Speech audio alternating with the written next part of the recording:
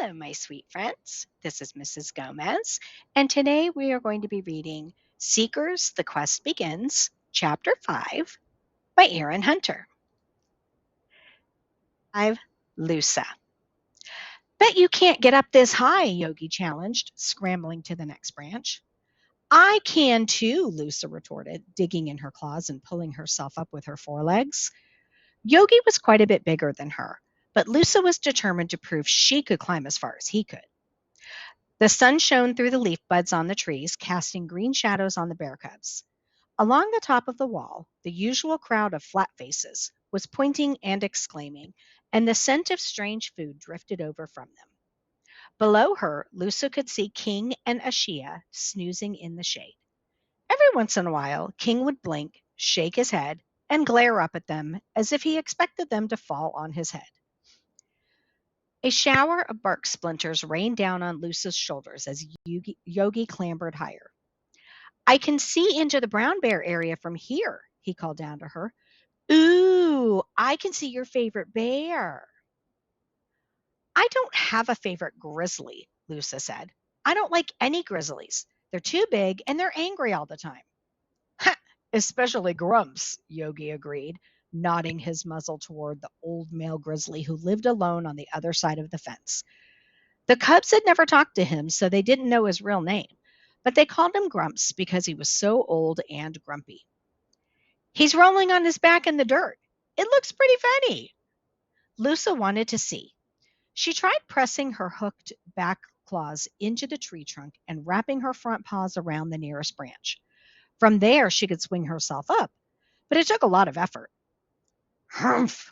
She heard a loud grunt from the ground, but she was too focused on getting her back paws onto the branch to look down. Humph! Came the grunt again. Loosa peeked over her shoulder. Her father was standing on his back legs, reaching up the tree toward her. It's okay, I won't fall, she called. She tried even harder, grunting with the effort, and managed to wrap all her paws around the branch. You'll never get to the top if you climb like that, King growled. You're going much too slowly. I'm still learning, Loosa replied breathlessly. She lay on her belly on the branch, letting her paws hang down while she rested for a moment. Don't be so timid, he said. It's much easier if you climb the tree in quick bounds.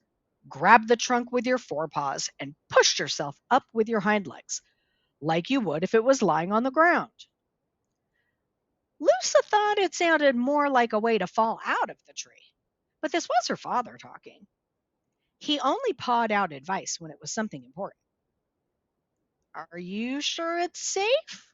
She couldn't help asking. Safe? King snorted.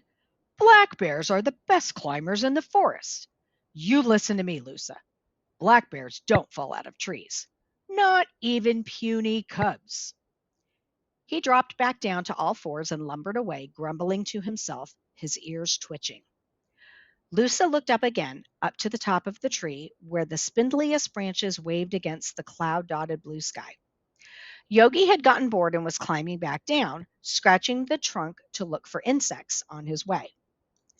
The best climbers in the forest, Loosa thought. We don't fall out of trees. Feeling bolder, she scrambled to her paws and reached up to hook her claws into the bark. Taking a deep breath, she pushed her back paws into the tree and shoved herself up in a quick leaping bound. To her surprise, she landed almost a whole cub length up the tree. Excited, she tried the move again, and then again immediately after that until she was racing up the tree. She didn't even stop when she got to the highest point Yogi had ever reached. She kept going, pushing herself higher and higher until she came to a branch and realized there were no branches above her. She had reached the very top of the tree. The very top! Loosa sat on the branch and wrapped her paws around the trunk, panting with exertion and delight. She was up so high. Below her, the other black bears were the size of caterpillars. She could see over the wall into the rest of the bowl, to the brown bears on one side and the white bears on the other. but she could also see beyond the bowl itself. There was a gray path winding around several enclosures, most of them surrounded by fences like hers. Not far away, she could see some small animals that looked a bit like flat faces, but furrier and more agile, with long, swinging tails. She saw one holding onto a tree branch with only one arm, dangling in the air as if it could hold on forever.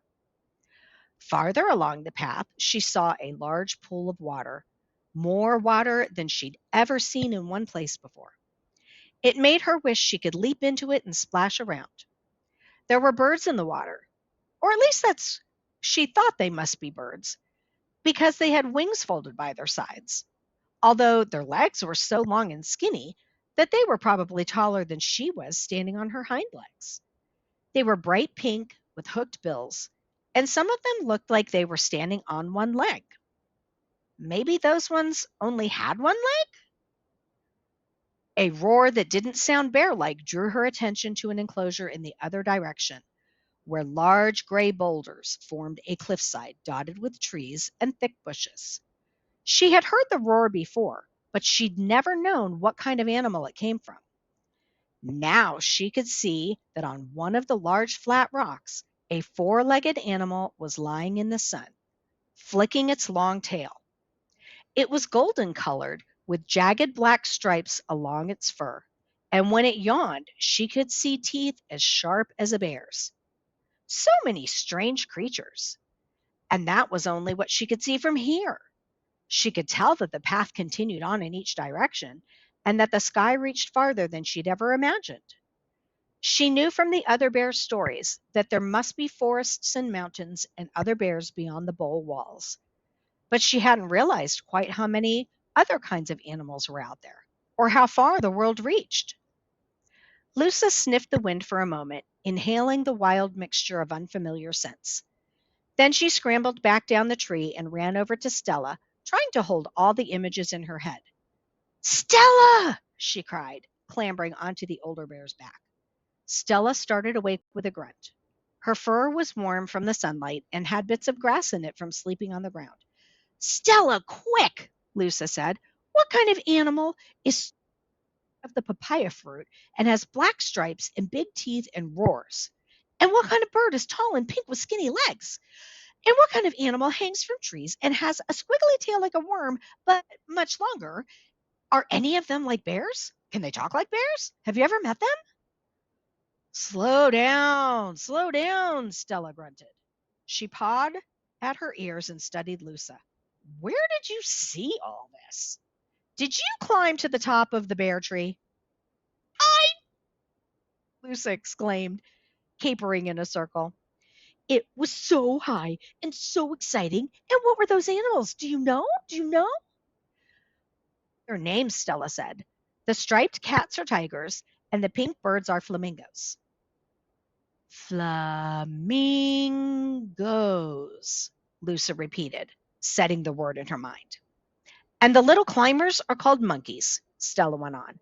"But you should ask King about them if you want to know more. He lived in the wild after all, and he may have met some of them out there." Loosa was intrigued. Stella loved telling stories, but for once she sounded like she thought King knew more than she did. Loosa's father was lapping up water from the small pool near the front wall, but he swung his head up as Loosa approached and studied her warily. "Hello, father," Loosa said, nosing at his muzzle and scuffling her paws in the dirt. "Did you see me climb? Wasn't I good?" "I said you would be," King said gruffly. He bent his head to the pool again, his long tongue flicked in and out as he drank. "Will you tell me about what it's like out in the wild?" Loosa asked. "I saw all these strange animals from the top of the tree. Stella says they're called monkeys and tigers and flamingos. Did you ever meet any tigers or monkeys?" "No," King growled. "There's nothing to tell."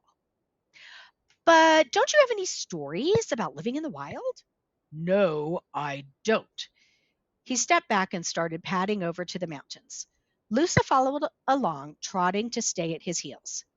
"What about the big water?" she pressed. "Did you find any water that big out there? Did you ever go into the water like the flamingos? Could you swim? King raised himself up on his hind legs and clawed at the air. Black bears can swim like fish, climb like monkeys, and run like tigers.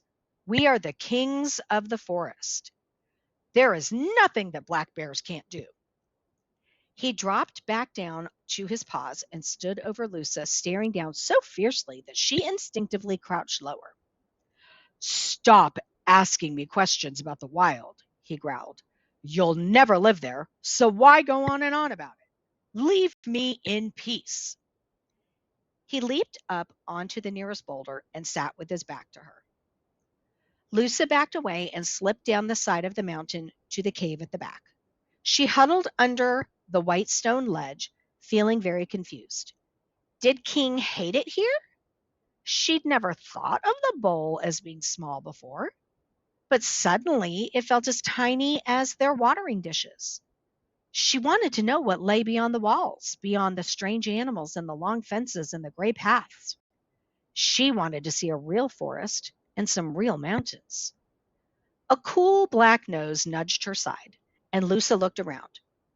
Her mother, Ashia, pressed her muzzle to her daughter's head. Don't be sad, little blackberry, she said. I saw you climbing that tree earlier. You did very well. Don't mind King. I only wanted to know things, Loosa blurted out. I just asked about the tigers and the monkeys, and he growled at me. I know, Ashia said. He doesn't really like talking. Not like you, she teased. He said black bears are the kings of the forest, Loosa said. That's true, Ashia agreed. We're not brightly colored like the tigers or flamingos, and we don't make a lot of noise like the monkeys, so you might not know how important we are at first. But black bears are the best at being quiet and going unnoticed. And that's how King likes to stay. He's used to living on his own in the wild and fending for himself. He isn't so good at being friends with other bears. Like being friends with other bears, Loosa said, leaning against her mother's leg. Well, that's all right, because you're in here, Ashia said, swatting away a fly with one of her large paws. But if you were in the wild like he was, you would need to stay away from other bears to stay alive. Really? Loosa said. Do you want to see what it's like in the wild? Oh, yes, Loosa gasped. Was there a way out of the bear bowl? Why hadn't she heard about it before? Follow me and keep quiet, Ashia instructed. She crept out of the cave and up the mountains into the forest. Loosa tried to put her paws exactly where her mother had put them, although her legs were much shorter, so it was difficult. She stayed low and kept quiet, watching her mother's fur shimmer brown and black in the sunlight. Stop, Shia whispered, lifting her nose. Shh. Loosa curled her lip. But we're still in the bear bowl. Not if you imagine we're in a deep, dark forest surrounded by wild creatures, her mother whispered back. Now, can you smell that tiger? Loosa copied her mother and sniffed the air. There was definitely something coming. It wasn't a tiger, though. It was Yogi. The two of them watched from the long grass as he ambled past them and went to scratch himself on the fence. Loosa stifled a huff of laughter. Even if she pretended really hard, there was nothing fierce and scary about Yogi. Suddenly, there was a movement in the mountains. King was standing up to stretch. There's another bear, Ashia warned. Up the tree. She leaped into the branches and swarmed up the trunk with Loosa right behind her. Loosa saw that her mother climbed the way King had taught her, moving swiftly and in quick leaps. It was even easier the second time, especially with her mother ahead of her. This was a good game, pretending the bear bowl was really a forest. Loosa wondered if life in the wild was this exciting all the time. She perched on a branch beside her mother and looked down at the other bears in the bowl. Maybe King was wrong. Maybe one day she would get to see the world beyond the bowl. Maybe one day she really would live in the wild. That's the end of chapter 5. Thank you for listening.